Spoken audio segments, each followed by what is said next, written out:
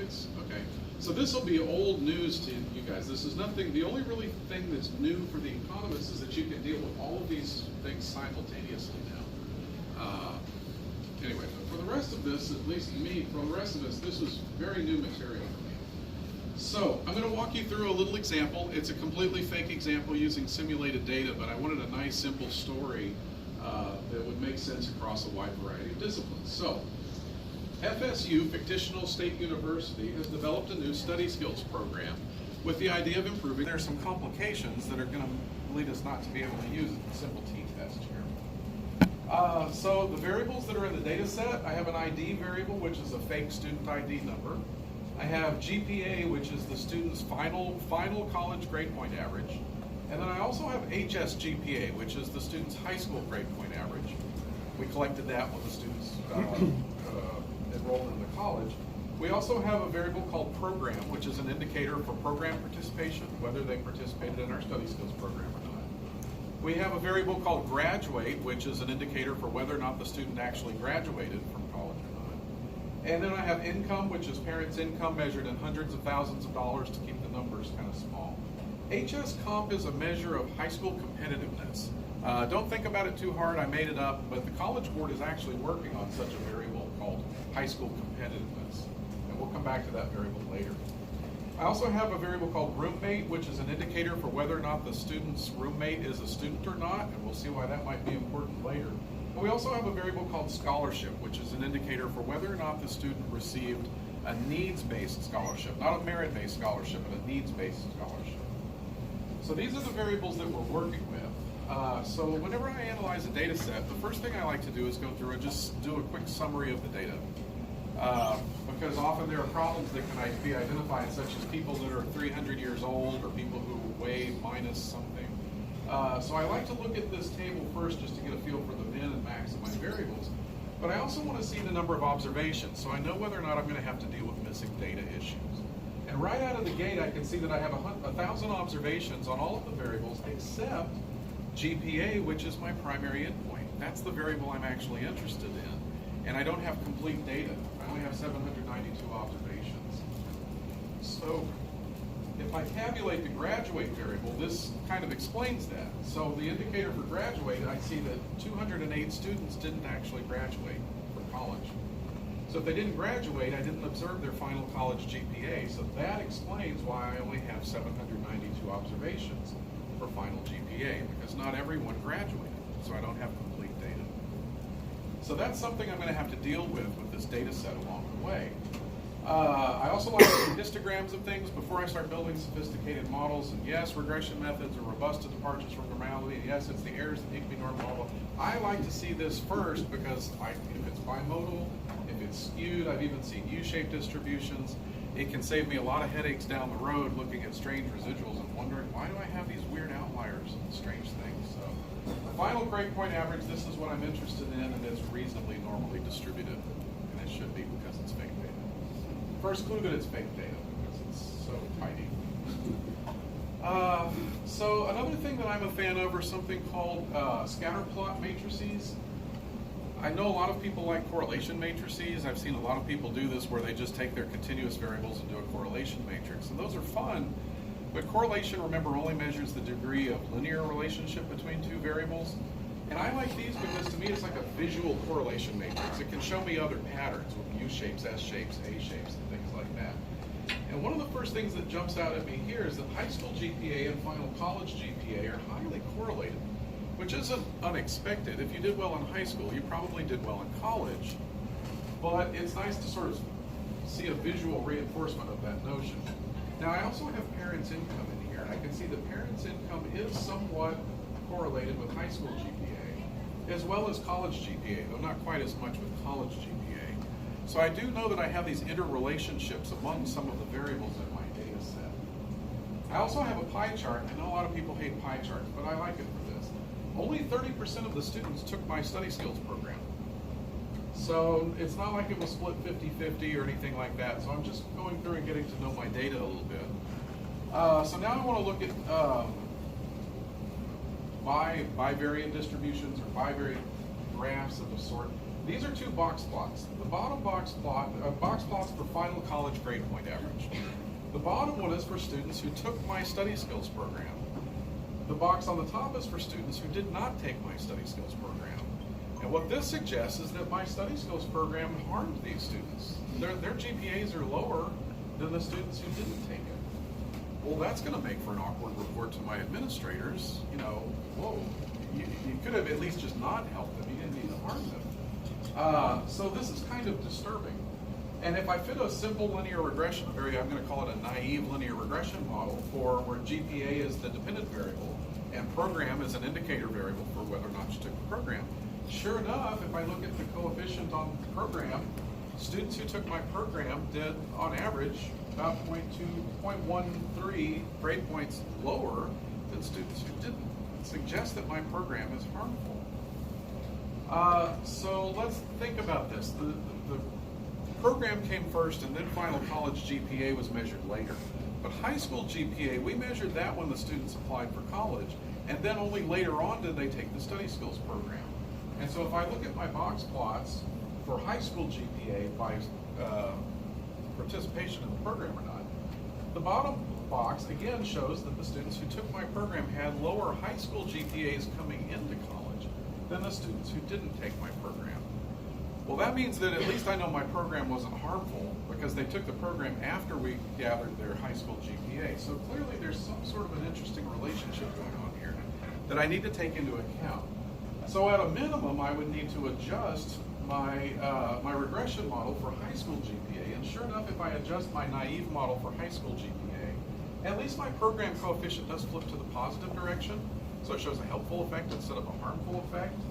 But there still may be other things going on here that we need to take into account. In the interest of time, I'm going to skip over some of these other slides and just move on to the point, which is, what is the effect of the study skills program on final college GPA? And how are we going to answer this question?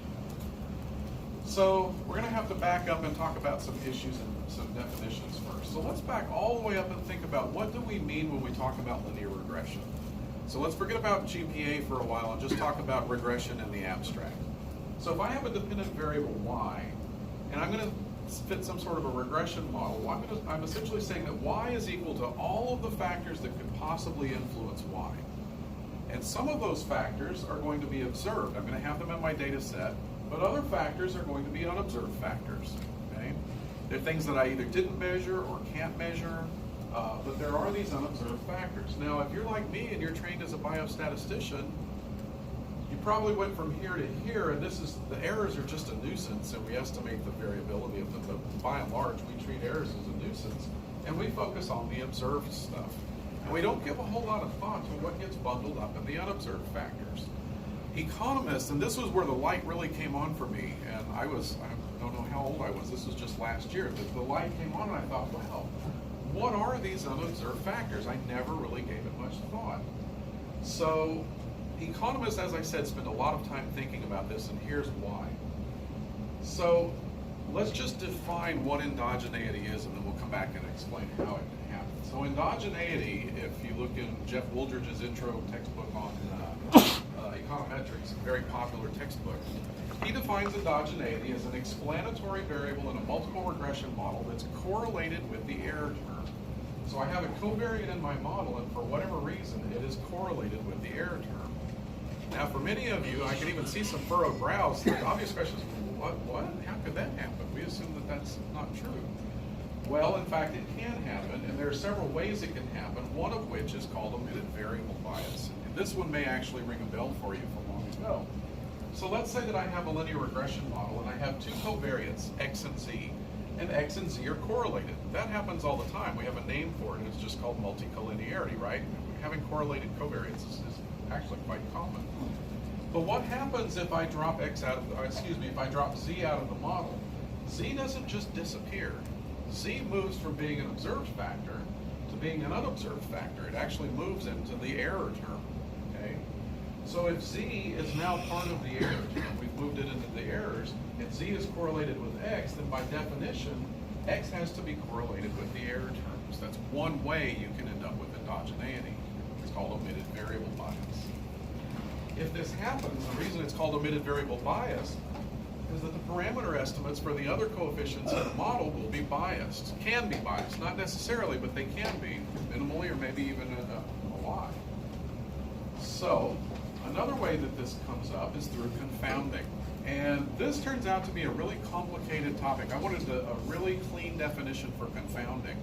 So I started going through books, and I have the Encyclopedia of Epidemiology, I have a bunch of epidemiology books, the Encyclopedia of Statistics, and I couldn't find a single simple just definition of confounding.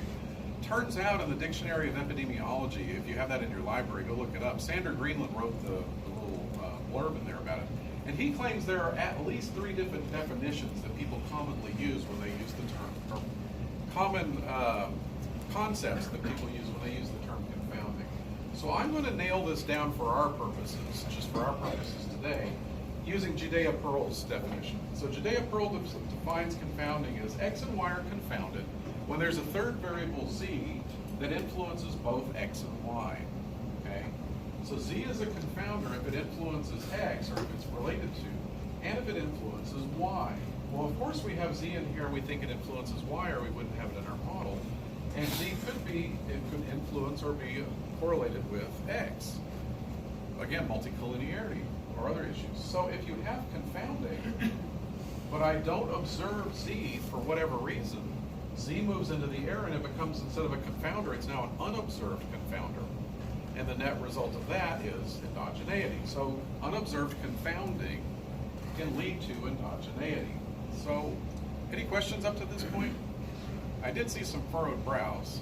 I know this is a weird concept. No? Okay.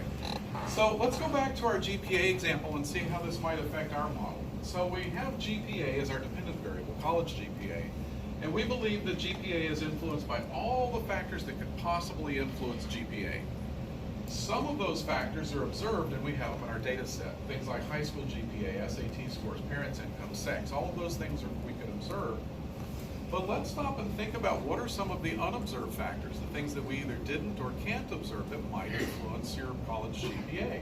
Those may be things like ability or motivation or sleep we could actually measure, or emotional support from parents and friends and things like that.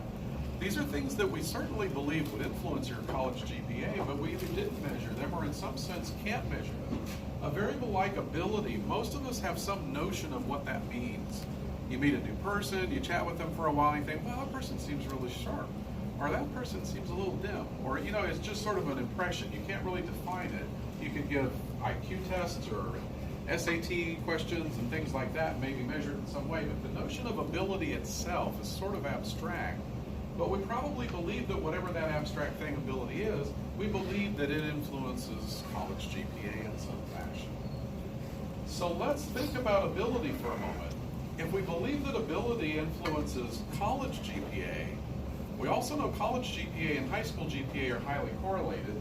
It seems reasonable that ability also influences high school GPA. So if we have this abstract concept called ability, and we believe it influences high school GPA, and it influences college GPA, but we don't measure it, that's an unobserved confounder. Ability is an unobserved confounder, and this will lead to endogeneity and bias the other parameters in our model. So we need to take this into account in some fashion, or at least check to see if it's going to be a problem. So here's how economists have traditionally done this, using a technique called instrumental variables. So here's the idea. We have our primary model. The thing we're really interested in is college GPA. And maybe I'm interested in the effect of high school GPA, but because of this unobserved confounding, what I'm going to do is set up 2 equations. I have my original equation I'm interested in. I'm going to have a primary equation where GPA is the dependent variable, and I have my other covariates, and then I'm going to set up an auxiliary model where high school GPA, that other variable here, is the dependent variable in this auxiliary model. And in that auxiliary model, I'm going to include a variable, a covariate, or a predictor of high school GPA that's not related to ability. Something that I think is a predictor of high school GPA, but it's not in any way related to ability. It's called an instrumental variable. And what I'm looking for is, again, a variable that's not related to ability, but is related to high school GPA.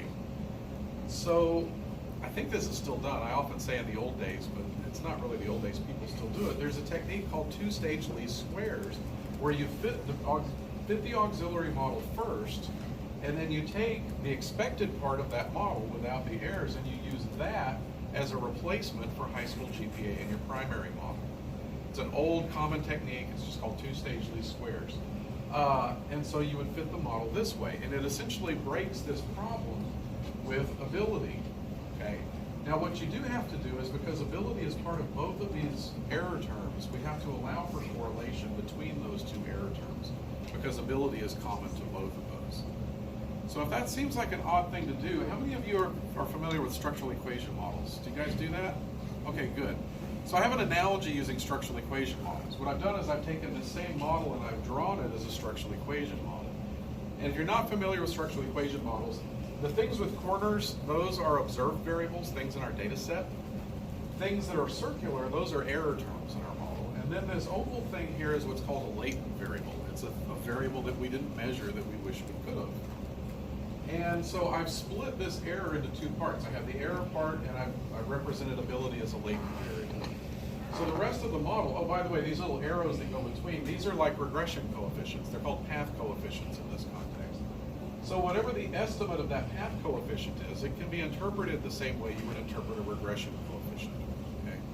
So a unit increase in high school GPA might be associated with a certain, whatever that coefficient is, increase in college GPA. So I've taken the regression model, I've redrawn it as a structural equation model. Watch what happens when I add in my secondary, my auxiliary equation. Now, because I have a variable predicting high school GPA, I have to have this error term out here, which is this error 2, and I still have ability out here. And so rather than estimating some latent variable, what is that quantity, the way I'm going to quantify ability or take that into account in my model is in the correlation between the two error terms. That's what sort of quantifies whether or not I have this endogeneity issue. So that's sort of a structural equation modeling approach to it. I'm going to try to take one more crack at this if that doesn't make sense. I still have my structural equation model, but rather than using the latent variable approach, I've simply drawn the errors a little larger and put ability in both of those.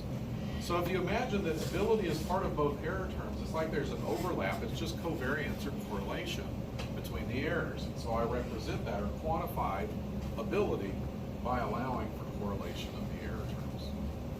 With me so far? Okay, any questions? Not yet? Okay. So I've drawn it as a structural equation model. Heck, let's go ahead and fit it as a structural equation model. And here I can see, in this case, in this particular model, the correlation between the error terms is about 0.88. So that's a pretty high correlation, positive correlation between those errors. That suggests that we do have a problem with endogeneity. We need to take this into account when we fit our model. So how are we going to do this with the new eRegress command? This is something we released in Stata 15. So the eRegress command, what we're going to do is set up our primary model. The dependent variables GPA. Income is one of the just exogenous covariates in our model. And then I'm going to set up my auxiliary equation here, where the dependent variable is high school GPA. And I want to include some predictors of high school GPA that are not related to ability. And those two are going to be high school competitiveness and income. The reason I'm using high school competitiveness is I believe that it does influence your GPA, your high school GPA, because the more competitive, maybe the lower your GPA is. But your ability has nothing to do with the high school competitiveness of your high school. Anyway, so I'm going to set up my primary model, my auxiliary model. It's implied that the dependent variable from my auxiliary model is a predictor in my primary model. I could explicitly write this up here, but it can be confusing. But just know that high school GPA is one of the covariates in the primary model. So if I look at my output, I actually get two sets of coefficients. The top set of coefficients is for the primary regression model, where GPA is the outcome. And then the second set of coefficients is the coefficients for the auxiliary model, where high school GPA is the dependent variable. And then here at the bottom, and we'll come back to these later and interpret them, but at the bottom we see estimates of the variance of the error terms for both models as well as the correlation. So let's zoom in on that and think about this for a minute. So we have an estimate of the variance of the error terms for GPA, that's that little round circle, for the primary model in the structural equation model. Then I have an estimate of the variance of the error for the high school GPA model, and then I have this correlation between those errors. In this case, for this model, the correlation is 0.75 and the p-value is 0.000. So this suggests that we do have pretty high statistically significant correlation between the error terms. We do have an issue with endogeneity. And so if we were to ignore this and use our good old linear regression model that we had before, our parameter estimates are likely to be biased. Maybe a little, maybe a lot, we don't know. But this suggests that we do need to use a more sophisticated model that takes the endogeneity into account. Okay.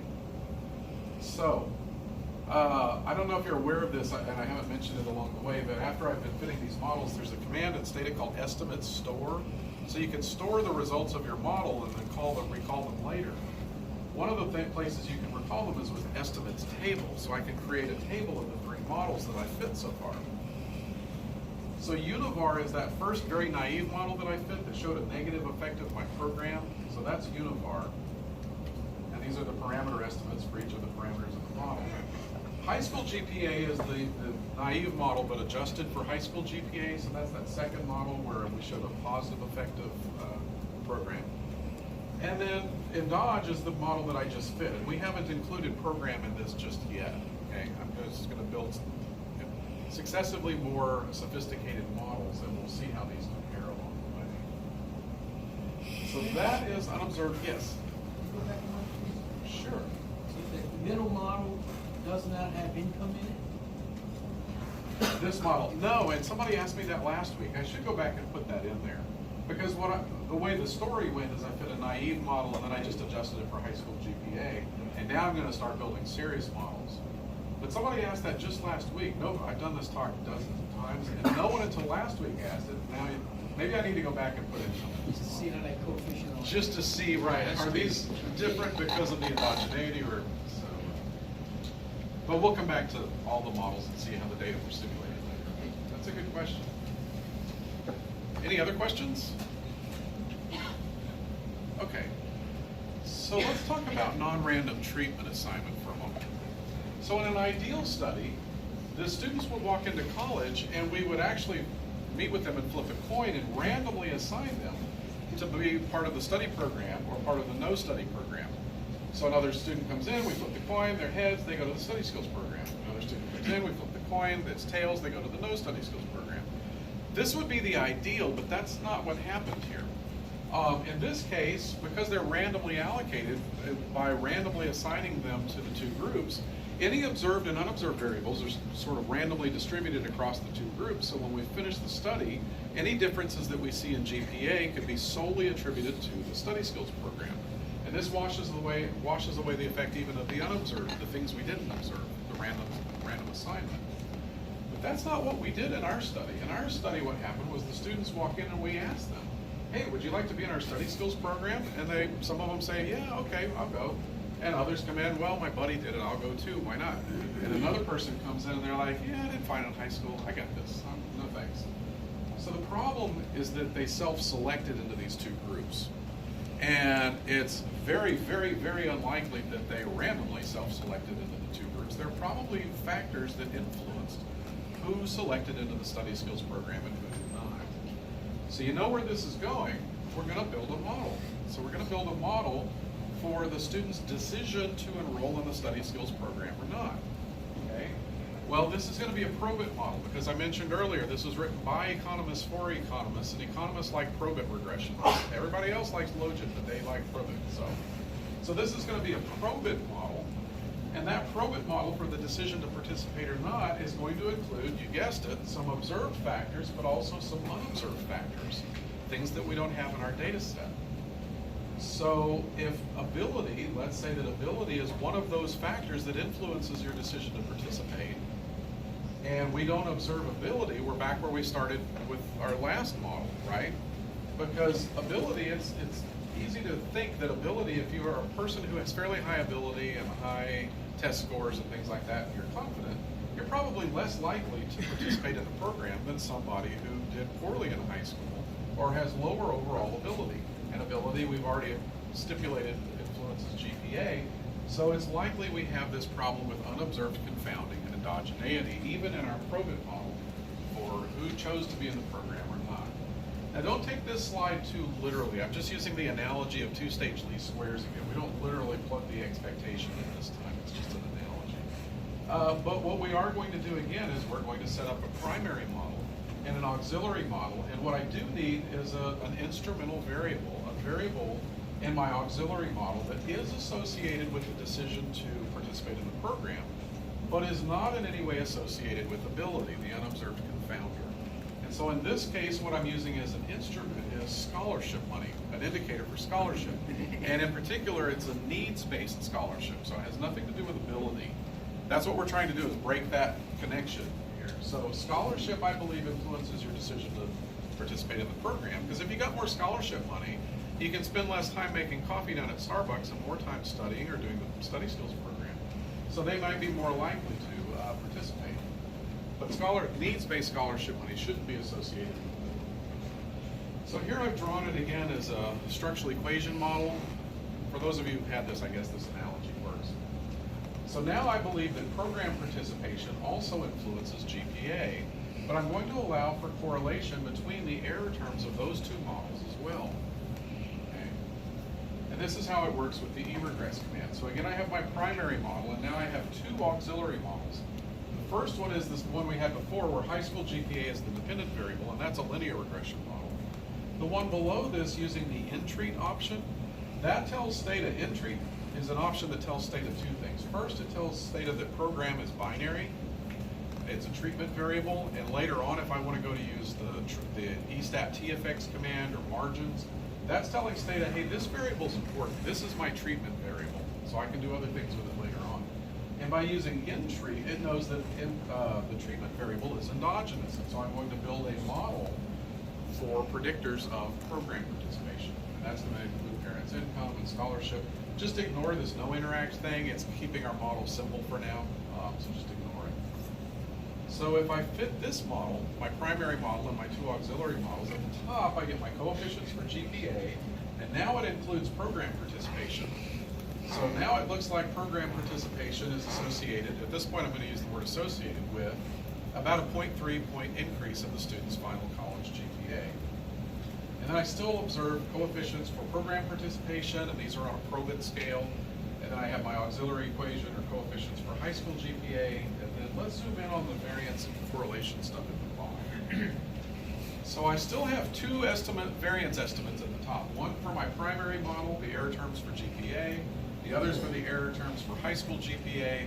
I don't actually observe an estimated variance for program, because it's a probit model. Normally I ask the question, anybody know why? There's awkward silence. The economists say, oh, it's because probit has, the error terms are constrained to be 1.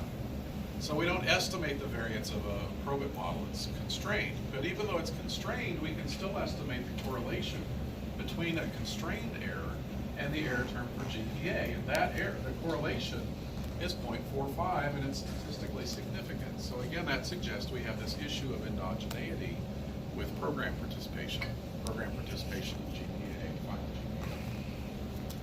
So that's how we're going to model that explicitly with eRegress.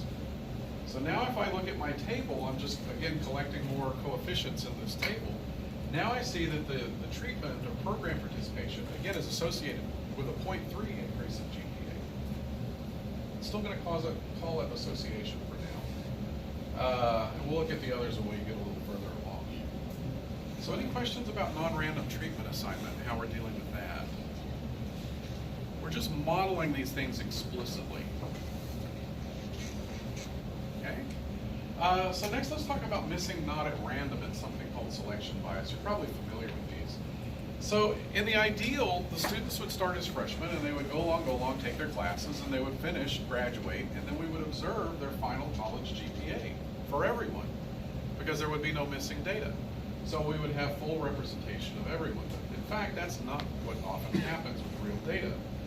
So one mechanism of missing this is called missing completely at random. So the students are going along, but for some of them, some just totally random event happens and they don't graduate. We don't observe their final college GPA. For example, this student won the lottery. Has nothing to do with our study or their GPA or their ability or anything else. It's a purely random event. but it prevents us from observing their final college GPA, the thing that we're interested in. So it's not really going to bias our sample because it's purely random. It'll reduce our statistical power a little bit, but other than that, it's not really going to cause any harm in terms of the representativeness of the final sample that we use from. There's also a mechanism called missing at random, or MNAR, and in this case, the students are going along, most of them graduate, but for some students, some event happens like this. In this case, the student's mother lost her job and they couldn't afford to go back to school and finish.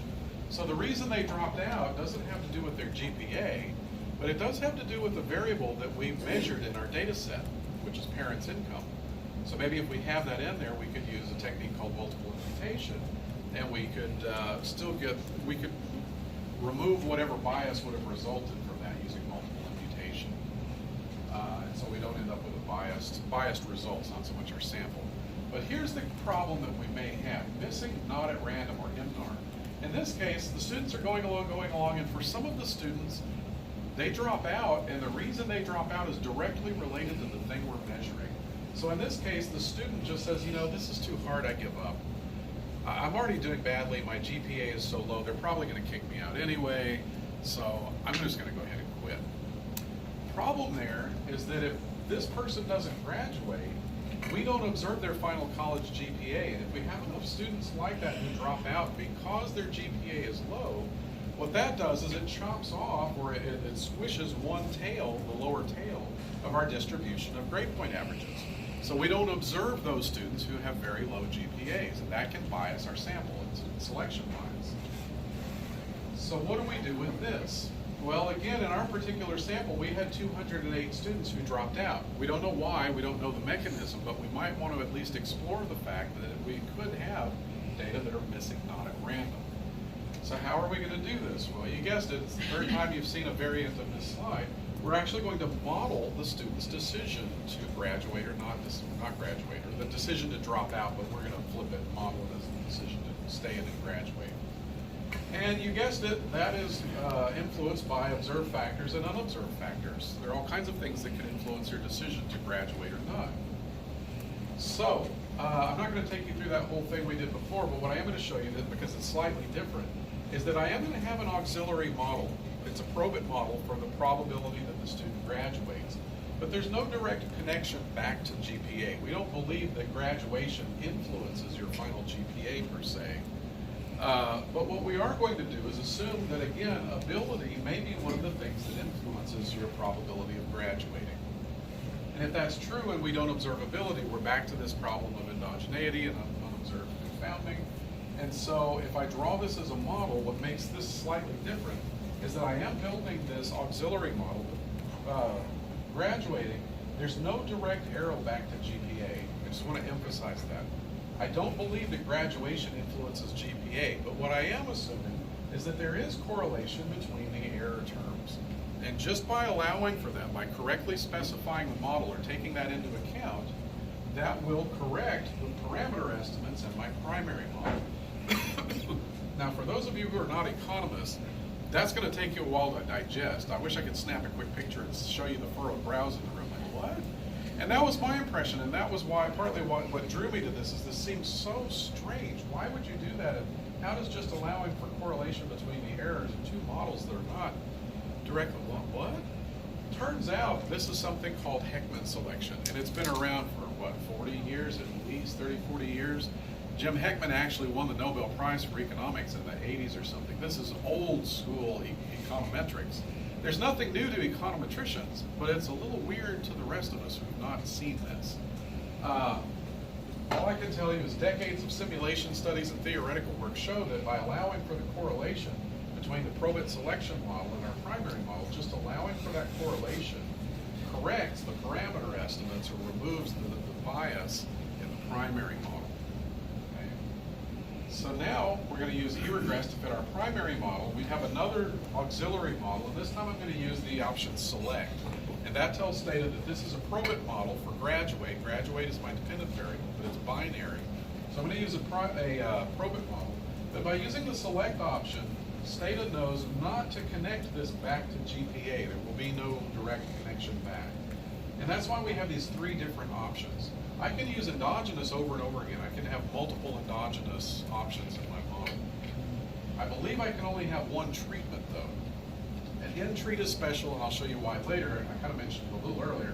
Select, what's unique about select again is that it breaks, or it allows for the correlation and the errors, but it does not specify a direct link back to GPA.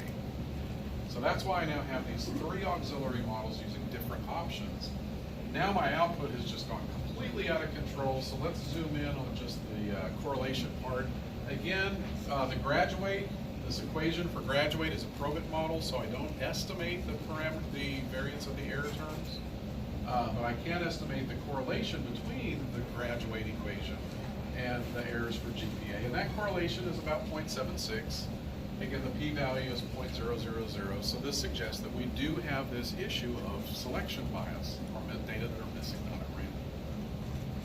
And so we've accounted for that in this model by building this more sophisticated model. So let's take a look at this table then with our parameter estimates for all the models that we fit. So this is the final model that takes all 3 of these issues into account. The endogeneity of high school GPA, the non-random treatment assignment for program, whether or not they took the program, and it accounts for possible selection bias for data that are MNAR. This one takes all of those things into account. And if I scan across here, the parameters are similar but not, especially things like income. It wasn't included here, it was included here, and it's gotten larger and larger as the models have become more sophisticated. The constant has changed quite a bit from minus 0.26 to now we're at minus 0.60. Some of these other things, such as high school GPA, we took care of that early on in this model, and it hasn't really changed a lot. What has kind of stabilized once we got to here is our treatment variable. That's the thing that we're interested in. What was the effect of the study skills program on final GPA? And when we take all of these things into account, that effect is about 0.3. Now, if we've correctly specified this model, if we've taken all the features into account, all of the selection bias issues and all of those other things, we should be able to make the inference that this is a causal effect because we've tried to model away all of the other possible explanations for differences in college GPA. So the only thing left to account for this difference would be the treatment of the program. Now that's a big if, and we'll come back to that towards the end. But we need to make sure that our model is theoretically sound. It's based on some sort of science and logic, and that we've also correctly specified our model correctly. So I did want to show you, these are, I mentioned earlier, these are simulated data. And so if you scan across these and look at the actual values, parameter values that were used to simulate the data, you can see that the model here on the end gets the parameter estimates that are much closer to the true parameter values than any of the other models in the data set. Which again suggests that if you knew the truth, if you know what the actual, what the economists call data generating process is, how the data came about, this sort of a model will correctly account for that, okay, and give you correct or consistent parameter estimates. So that's sort of the nuts and bolts. I have a few follow-up things. Any questions up to there? There's this weird inverse, I do a lot of talks like this, and there's this weird inverse relationship between the size of the crowd and the number of questions. So when there's 6 people in the room, everybody talks and they ask lots of questions. And as the crowd gets larger, the number of questions gets smaller. It's this weird phenomenon. I have a question. Okay, yeah. This can only be with kind of prospective observational data. It couldn't be with cross-sectional. Well, in a sense, these are cross-sectional, and then over But your time, per exposure se. happened before your It did, yes. Yeah. But it's cross-sectional in the sense that we didn't follow them longitudinally necessarily. Like their high school GPA, we measured that, but we just gathered that when we were collecting the data. So I think of these as cross-sectional data, but maybe I'm wrong about that. They're really only observed at one point in time. something like in between. Yeah, Yeah. in between 2 things. It's not uncommon. Yeah. You have a retrospective survey looking at previous behaviors, and you can, from the survey, make a plausible case that treatment happened before the behavior in the last 30 days of use. And then somewhere in the questionnaire is, have you ever heard this message? Have you ever administrated this program? And then you can have this logical, plausible See, I think you may be right, because it depends on how you collected the data. If we collected it at the time they were participating in the study schools program and followed them later to see what their college GPA was, that could be sort of a follow-up. It's not sort of a prospective study, it's sort of longitudinal. I guess I think of it as cross-sectional because I simulated the data all at one time as though it was collected at the end, and I just retrospectively look back to see who took the program. So I think it would depend on how you actually collected the data. Since I made it up and it's fake, I think of it as cross-sectional, but you may be right. It depends on how it was collected. The time is part of it because the high school GPA represents. Absolutely. And that's a nice clue that, remember the graphs I showed you in the beginning where high school GPA was lower for students who participated? Those were flipping the time point around, because when I looked at college GPA, the box plots, remember? For college GPA showed that my program, college GPA was lower in my program participation group. But program participation came before college GPA. But high school GPA came before that, so the timing part is important, absolutely. Another question? You mentioned that you've given us an SDR and it's somewhat controversial. And Yes. I was wondering what was controversial. Oh gosh, well, because I used structural equation models as my analogy, because I talked to a lot of behavioral scientists as well in educational psychology departments, and I've become very comfortable with structurally. To me, that was a way of visually helping me understand this. Unfortunately for epidemiologists, structural equation models look close enough to DAGs that even though I'm showing you a structural equation model, what a lot of epidemiologists see are DAGs. And then I started getting questions, well, where's the do operator? And and I'm not an expert on DAGs either, but even though I drew them as structural equation models and I said structural equation models, they kept wanting to see them as DAGs. And then I said, but they're not DAGs. And it was a big group. It was probably 100, 120 people. And I kept repeating that, well, they're not DAGs. Well, but they look like DAGs, but no, they're not. These are people who weren't familiar with structural equation modeling, but were with DAGs. And we went round and round and round about, well, aren't they like DAGs, aren't they? I was like, well, they're kind of like DAGs. So we fell into that hole for a little while. And then we kept falling back into it again and again. So I'm not sure. I guess I need to find a better analogy or find a way of explaining this with DAGs to epidemiologists and public health folks, because that seems to be the better analogy for that crowd.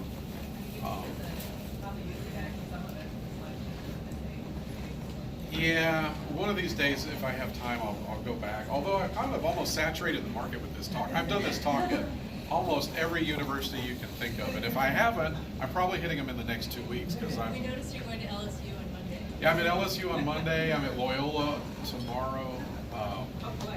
I'm at Ole Miss on Wednesday. Same talk. Vanderbilt, same talk next week. So. Okay, well, let me wrap up with a few last things. So I just want to point out that after you fit these models, if you're a Stata user and you're familiar with modeling in Stata, we have this estimation, post-estimation paradigm where you fit your model, and then after you fit your model, you come back and estimate other things, such as treatment effects or marginal effects and things like that. All of these features work after eRegress, so I can use eStat TFX or margins plot and other things. So for example, let's say that I had a much more complicated, more realistic model that had interactions of program with other covariates in the model. If I want to estimate the actual treatment effect, that's going to be tough because I've got to tease apart all the interactions and other things. eStat TFX will do that for you. So it will actually go through and tease apart all those things and give you what is the punchline, what was the effect, the causal, assuming everything is correctly specified, you have solid theory, what is that effect? Well, in this case, it's the same as the parameter estimate because we didn't have any interactions or the model was fairly simple. Now there's a variant of eStat TFX. You can use the ATET option. And what that stands for is average treatment effect among the treated. And it's an answer to a subtly different question. This question is asking, what's the difference between the two groups, the folks who took it and the folks who didn't? But what if I'm interested in a slightly different question? What if the people who took my program had not taken the program? It's the average treatment effect among the treated. And that's what this is getting at. And it's a subtly different question with a subtly different answer. And I don't have time to go into the details, but the ATET option gets at that question. I just want to show you quickly what you can do with margins. If you're using Stata and you've not used margins and margins plot, you're missing out because these are two of the coolest commands in all of Stata. What it allows you to do is fit a model and then you can tell it to calculate the predicted values or marginal effect based on, and it will average over other covariates in the model, and you can specify what you want. So here, I've calculated the predictions. It's easier to see it in a graph using margins plot. These are the expected college GPAs based on the students' incoming high school GPAs by program participation or not. So these are the expected values from this model. And I can display them graphically. If you have other kinds of outcomes, such as interval outcomes or binary outcomes or ordinal outcomes, there are 4 commands that you can use. eRegress is the one I showed you today for continuous outcomes, but it will handle interval, binary, and ordinal outcomes. You can include polynomials of endogenous covariates. You can have interactions of endogenous covariates. You can have interactions of endogenous and exogenous covariates. You can mix and match this however you want, and margins will tease apart the causal effects at the end. I just want to wrap up with a kind of a cautionary note, because I actually have heard people, and I've read things online where people will make statements like, well, I was using the regress command, but I wanted a causal effect, so I switched to using the eRegress command. Or I see that a lot with structural equation modeling. People will say, oh, well, I was using, multivariate regression, but I really wanted a causal model, so I wanted causation, so I used SEM. There's nothing magical in the math or in the software that extracts magical causal inference from observational data. What it is it's a tool that you can use if you have solid theory, if you've sat and thought through the relationships among your variables, the observed things you observed, things you didn't observe, and you think through the theory and the relationships of these, and you correctly specify your model that takes into account all of these features. These eRegress commands are a tool that will estimate those effects for you. But that's a big if. It depends on the thought that you've put into it and what your science tells you and your correct modeling. So there's, again, I just can't emphasize there's this enough. It's not the software that does it. It's just a tool that you can use in this context. Okay. So that's it. If you want to download the slides and the data sets and do files, all of those are in this little, you can download them in a Dropbox share. So it's under a tiny URL, and it's Tulane 2019. So you can grab the slides. I'm going to have to stop lying to people. I always say, hey, email me if you have any questions, and then I'm on the road and it's months before I email people back. You're welcome to email me. Please email me. Just know that you're probably not going to get a reply for at least another 3 weeks, because I won't be home for another 3 weeks. And even then it's going to take me a while to catch up on all the other emails. So I am very, very slow to reply to email. But I will get back to you eventually. So thank you for coming today. I think we have a few more minutes. Sure. Any more questions? Yeah. So this was a really nice, neat example, and all of your p-values were really significant. So let's say you know that you have endogeneity, and then when you get your final results table, your p-values there for your correlation are not significant. Is that just an indicator that your instrumental variable wasn't a good one, or? Ooh, that's a good question. My understanding, and again, I'm not an economist and I'm not really an expert on this, but my understanding, and Paul can correct me if I'm wrong because he knows this stuff better than I do. My understanding is that whether or not you have endogeneity is sort of determined by that, or the clue is the correlation between the error terms and the p-value on that. Whether or not the instrument is significant, I don't know that that's as important. I think it's there more to serve. That would be referred to as a weak instrument if I'm using the jargon correctly. Again, I'm trying to use jargon that's outside of my comfort zone, but those would be considered a weak instrument, and you may have issues with endogeneity because of the correlation and the error, and the best you can do in your data set is that particular instrument, and so you're sort of stuck with it. So you're not really interested in it as a significant predictor of the outcome per se. You just are using it as a tool to allow for the correlation of the variables. Is that a reasonable explanation? You want to add to that, or? No, they hear enough from them. Okay. Again, I can't emphasize enough, I'm not an economist. I'm way outside my comfort zone. Okay. That's my best take on it. Any other questions? I'm happy to hang around after. I think we need to get out of this room, but I'm happy to hang out in the hallway. So I think yeah, we have more time. Go ahead. So could you talk about the difference between this command and something like IV rate 2? So Yes. like IV rate 2 would have those tests for instrument strength at the end and can do multiple instruments inside. Yes. So you must be an economist. So if you look at eRegress, you can use eRegress, the first one we did where we just had the endogenous thing, that is exactly like IVReg. Now IVReg gives you some, IVReg is another command in Stata that deals with instrumental variables. That, the IV-reg has some other, like you say, features and tests and things you can do. The other thing you can do with IV regress is do two-stage least squares. This is purely maximum likelihood. All of this is maximum likelihood. So there are those things when, there's that inverse Mills ratio or something I think you get from a, this doesn't report that, to my knowledge, unless it's in some option I haven't found. It doesn't report that, whereas you can get that out of some of those things out of IV regress. So how's this one better? This is better because I can do all three of these things simultaneously. So in Stata, you could already do IV regress if you had endogeneity, or you could do the t-effects commands. There's a whole suite of them for propensity score matching and inverse probability weighting. There's a whole suite of those commands, and you can deal with that. And then we also have the Heckman command that deals with the Heckman selection issue. But those are three separate commands. What if I have all three issues at the same time? This one will deal with all three simultaneously. That's what makes it unique. Our internal, we had an internal name for this before we put it out in public. It was called UberReg. It was meant to be sort of the end-all, be-all regression model that allowed you to take just everything into account. And it was decided that was not a good name for a command or a feature, so we changed it to eRegress for extended regression models. But that's what makes this unique. You can deal with all of these things simultaneously. Okay, well, thank you all for coming. I think